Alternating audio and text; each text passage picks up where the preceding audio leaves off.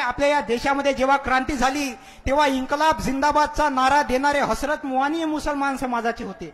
जय हिंदचा नारा देणारे आबेद हसन सपानी हे मुसलमान समाजाचे होते. 1942 ला भारत छोडो आंदोलन झालं तेव्हा सायमन गो बॅक म्हणजे भारत छोडोचा नारा देणारे युसुफ मेहर अली हे मुसलमान समाजाचे होते. तुम्ही ज्या देशामध्ये राहता त्या देशाचा तिरंगा सुरैया तय्यबजी नावाच्या मुस्लिम महिलेने तयार केला आहे.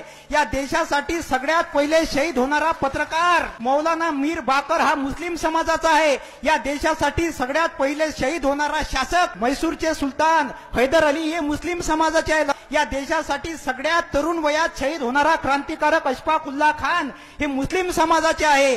डॉक्टर बाबासाहेब आंबेडकरांनी 14 तळ्याचा सत्याग्रह केला तर जागा देणारे व्यक्ती हे मुस्लिम समाजाचे होते. जेव्हा महात्मा फुलेंनी इथल्या महिलांसाठी पहिली शाळा काढली आणि ह्या भामट्यांनी महात्मा फुलेंच्या घरावर मारेकरी पाठवले तेव्हा महात्मा फुलेंच्या वडिलांनी सांगितलं की तुला घरामध्ये राहण्याचा अधिकार नाही. तेव्हा महात्मा फुलेंच्या वडिलांनी त्यांना घराच्या बाहेर काढलं.